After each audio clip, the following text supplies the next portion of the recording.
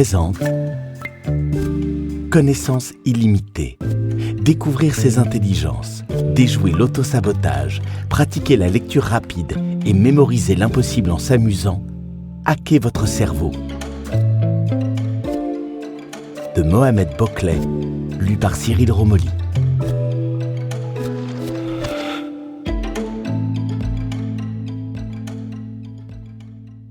La peur a tué plus de rêves que l'échec ne l'a jamais fait. À mes fils, à Mathilde, à mes parents. Prologue. Comment je suis passé de cancre au fond de la classe à vice-champion du monde de lecture rapide. Longtemps je me suis cru bête. Je n'ai pas peur de ces mots. Cette certitude s'est ancrée dans l'enfance et m'a poursuivi jusqu'à l'âge adulte. Ma mère était femme au foyer et mon père maçon. Il est arrivé en France dans les années 1970. À l'époque, le pays cherchait des ouvriers. Il a quitté le Maghreb pour gagner son pain. Grâce à ce travail, il pouvait subvenir aux besoins de sa famille. Il envoyait régulièrement de l'argent à ma mère, tandis qu'il ne se voyait que quelques jours par an. Ma mère finit par gagner l'Hexagone en 1986, avec mes sœurs. 2 ans plus tard, je vois le jour à Saint-Ouen, près de Paris.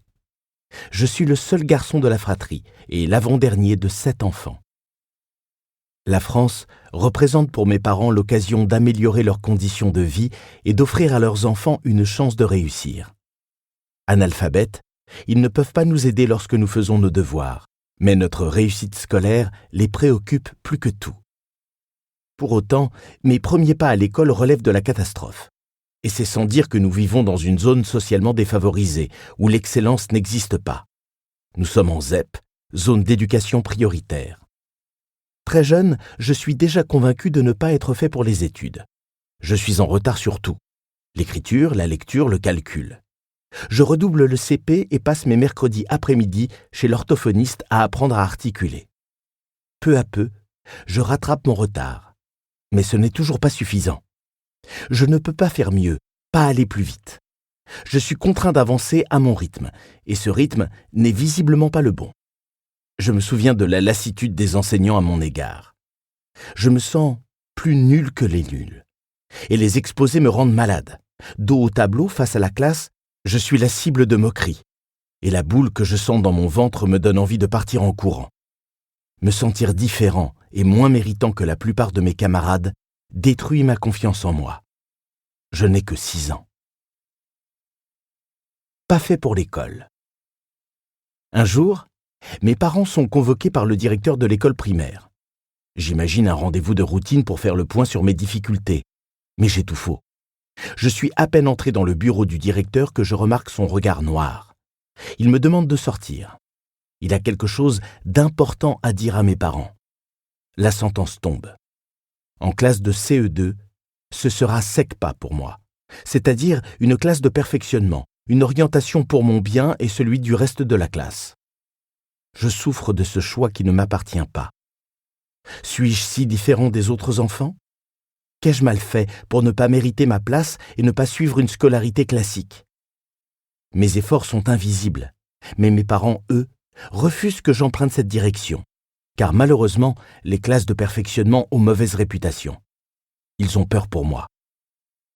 Je ne vais pas en SECPA. Je m'obstine à rester en filière générale, et on s'obstine à me prédire l'échec. Alors, l'échec, je l'attends sagement. De toute façon, j'ai bien conscience que l'école ne me correspond pas, et que je ne lui corresponds pas non plus. Où trouver l'énergie d'essayer, de progresser, face à des profs qui n'y croient pas pour moi, alors qu'ils représentent tout? L'intelligence et la réussite. Je me sens minuscule et condamné. J'appartiens au clan des cancres, celui des pas faits pour l'école. Et puis, je n'ai aucun rêve. Je ne peux pas me le permettre. Je grandis avec ça. Parfois, je lis de la tristesse sur le visage de mes parents, dont émane par-dessus tout un sentiment d'impuissance. Ils m'encouragent à me concentrer sur mes études. Ils ne savent que faire d'autre, parce qu'ils font déjà tout. J'incarne pour eux, qui sont analphabètes, un espoir, celui de vivre et de grandir en France, de mener une vie plus belle et plus moderne, d'accéder à la culture. Je comprends tout ça malgré mon jeune âge. J'ai envie que mes parents me regardent avec fierté. Je veux réussir et leur offrir cette réussite. Je veux qu'ils pensent alors que leur émigration n'a pas été vaine. Mais les années défilent sans que je puisse leur prouver le contraire. Je ne change pas, ne m'améliore pas. J'agis en me conformant à l'étiquette que l'on m'a accolée. Madame F. En classe de CM1, j'ai une maîtresse atypique. Madame F. Petite, les cheveux blonds, des lunettes qui lui confèrent un air strict. Je ne sais pas si nous pouvons appeler cela le destin, mais Madame F habite près de chez moi. Nous espérons que vous avez apprécié cet aperçu. Pour continuer à écouter ce livre audio sur Google Play Livres, utilisez le lien dans la description de la vidéo.